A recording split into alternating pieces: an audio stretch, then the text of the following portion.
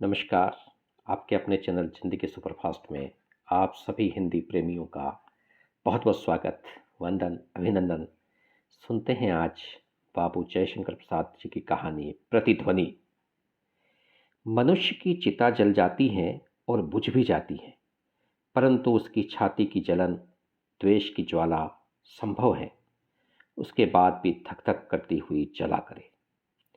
तारा जिस दिन विधवा हुई, जिस समय सब लोग रो पीट रहे थे, उसकी ननद ने भाई के मरने पर भी रोदन के साथ व्यंग्य स्वर में कहा, अरे मैया रे, किसका पाप किसे खा गया रे। अभी आसन्न वैधव्य ठेलकर अपने कानों को ऊंचा करके तारा ने वह तीक्ष्ण व्यंग्य रोदन के कोलाहल में भी सुन लिया था। तारा संपन्न थी, इसलिए वैधव्य उसे दूर ही से डरा कर चला जाता। उसका पूर्ण अनुभव वह कभी न कर सकी। हाँ, ननद रामा अपनी दरिद्रता के दिन अपनी कन्या श्यामा के साथ किसी तरह काटने लगी।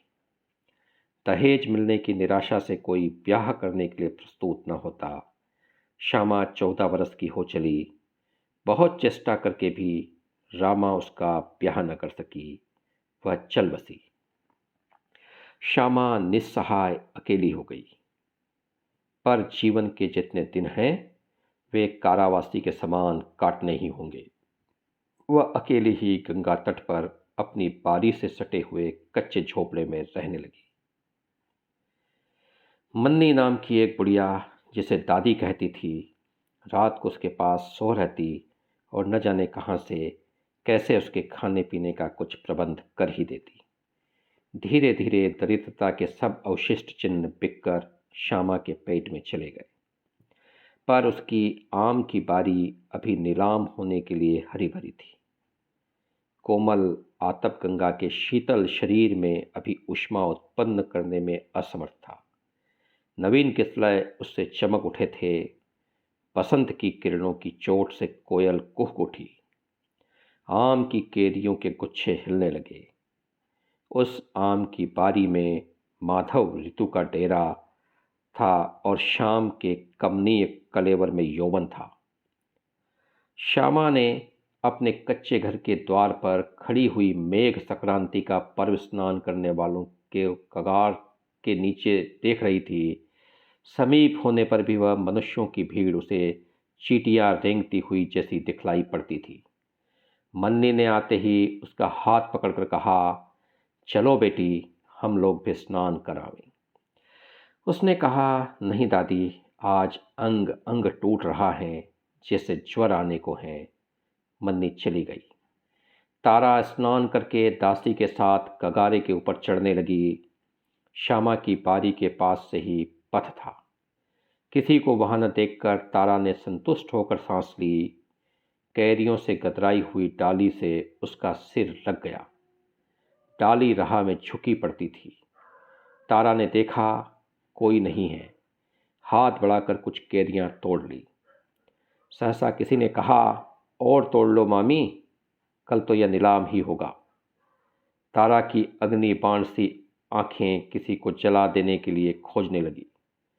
फिर उसके हृदय में वही बहुत दिनों की बात प्रतिध्वनित होने लगी, किसका पाप किसको खा गया रे। तारा चौंक उठी। उसने सोचा, रामा की कन्या व्यंग्य कर रही है, भीख लेने के लिए कह रही है। तारा होंठ चबाती हुई चली गई। 105 एक, 105 दो, 105 रुपये 3 बोली हो गई। अमीन ने पूछा, नीलामी का रुपया कौन जमा करता है? एक गठीले युवक ने कहा, चौथाई नहीं, कुल रुपए लीजिए। तारा के नाम की रसीद बना करके रुपया सामने रख दिया गया। श्यामा एक आम के वृक्ष के नीचे चुपचाप बैठी थी। उसे और कुछ नहीं सुनाई पड़ता था, केवल डुग्गियों के साथ 1 2 3 की प्रतिध्वनि कानों में गूंज रही थी। एक समझदार मनुष्य ने कहा, चलो, अच्छा ही हुआ।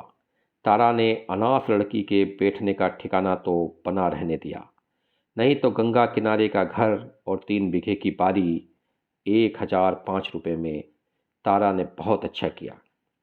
बुढ़िया मन्नी ने कहा, भगवान जाने ठिकाना कहाँ होगा। श्यामा चुपचाप सुनती रही। संध्या हो गई। जिनका उसी अमराई में नीड़ था, उन पक्षियों का झुंड कलरव करता हुआ घर लौटने लगा, पर श्यामा ना हिली। उसे भूल गया था कि उसका भी घर है। बुढ़िया के साथ अमीन साहब आकर बैठ गए। अमीन एक सुंदर कहे जाने योग्य युवक थे और उनका यह सहज विश्वास था कि कोई भी स्त्री हो मुझे एक बार अवश्य देखेगी। श्यामा के सौंदर्य को तो दारिद्र्य ने ढक लिया था, पर उसका यौवन छिपाने के योग्य न था। कुमार यौवन अपनी क्रीड़ा में विहल था। अमीन ने कहा, मन्नी, पूछो, मैं रुपया दे दूं? अभी 1 महीने की अवधि है। रुपया दे देने से नीलाम रुक जाएगा। श्यामा ने एक बार तीखी आंखों से अमीन की ओर देखा। वह पुष्ट कलेवर अमीन उस अनाथ बालिका की दृष्टि न सह सका, धीरे से चला गया। मन्नी ने देखा, बरसात की सी गीली चिता श्यामा की आंखों में जल रही है।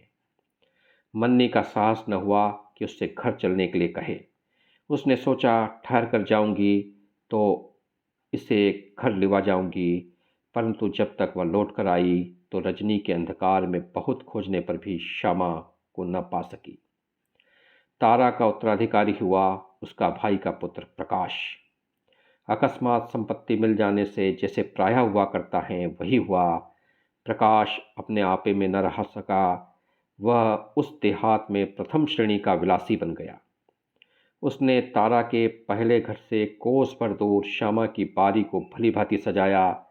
उसका कच्चा घर तोड़कर बंगला बन गया। अमराई में सड़कें और क्यारियां दौड़ने लगी। यहीं प्रकाश बाबू की बैठक जमी। अब इसे उसके नौकर छावनी कहते थे। आषाढ़ का महीना था। सवेरे ही बड़ी उमस थी। पूर्वाई से घनमंडल स्थिर हो रहा था। वर्षा होने की पूरी संभावना थी। पक्षियों के झुंड आकाश में अति व्यस्त घूम रहे थे। एक पगली गंगा के तट के ऊपर की ओर चढ़ रही थी। वह अपने प्रत्येक पाद विक्षेप पर 1 2 3 अस्फुट स्वर से कह देती, फिर आकाश की ओर देखने लगती थी। अमराई के खुले फाटक से वह घुस आई और पास के वृक्षों के नीचे घूमती हुई 1 2 3 करके गिनने लगी। लहरीले पवन का एक झोंका आया। तिरछी बूंदों की एक बाढ़ पड़ गई। 2 4 आम भी चू पड़े। पगली घबरा गई। 3 से अधिक वह गिनना ही नहीं जानती थी। उधर बूंदों को गिने कि आमों को। बड़ी गड़बड़ी हुई। वह उस मेघ का टुकड़ा बरसता हुआ निकल गया। पगली एक बार स्वस्थ हो गई। महोखा एक डाल से बोलने लगा। टुग्गी के समान उसका डुब डुब डुब डुब शब्द पगली को पहचाना हुआ सा मालूम पड़ा। वह फिर गिनने लगी, 1 2 3। उसके चुप हो जाने पर पगली ने डालों की ओर देखा और प्रसन्न होकर बोली, 1 2 3। इस बार उसकी गिनती में बड़ा उल्लास था, विस्मय था और हर्ष भी। उसने एक ही डाल में पके हुए तीनों आमों को वृंतों सहित तोड़ लिया और उन्हें झुकाते हुए गिनने लगी। पगली इस बार सचमुच बालिका बन गई, जैसे खिलौने के साथ खेलने लगी। माली आ गया। उसने गाली दी, मारने के लिए हाथ उठाया। पगली अपना खेल छोड़कर चुपचाप उसकी ओर एकटक देखने लगी। वह उसका हाथ पकड़कर प्रकाश बाबू के पास ले चला। प्रकाश यक्ष्मा से पीड़ित होकर इन दिनों यहाँ निरंतर रहने लगा था। वह खांसता जाता था और तकिए के सहारे बैठा हुआ पिगदान में रक्त और कफ थूकता जाता था। कंकाल सा शरीर पीला पड़ गया था। मुख में केवल नाक और बड़ी बड़ी आंखें अपना अस्तित्व चिल्ला चिल्ला कर कह रही थीं। पगली को पकड़कर माली उसके सामने ले आया। विलासी प्रकाश ने देखा, पागल यौवन अभी उस पगली के पीछे लगा था।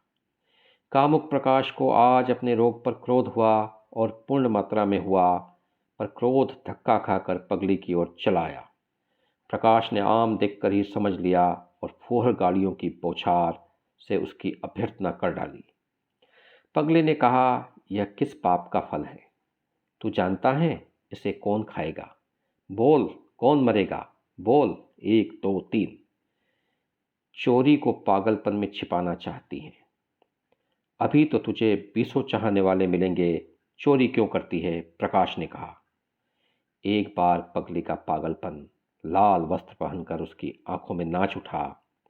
उसने आम तोड़ तोड़ कर प्रकाश के क्षय जर्जर हृदय पर खींचकर मारते हुए गिना, 1 2 3।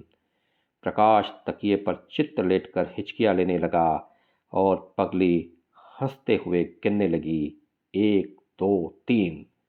उनकी प्रतिध्वनि अमराई में गूंज उठी। तो हमने कहानी प्रतिध्वनि को सुना।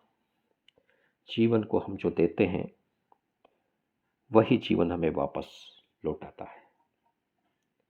यह जीवन का भी सत्य है और प्रकृति ने हमें यही सिखाया है। तो जो चीज़ आप चाहते हैं वह चीज़ आप दूसरों को दें, और जो चीज़ आप पलट करके नहीं चाहते वह चीज़ किसी को भी न दें। तो इस कहानी को सुनने के दौरान लगभग 11 मिनट इस सफ़र में आप हम सफ़र रहे। इसके लिए हृदय से आप सभी का बहुत बहुत धन्यवाद। प्रणाम।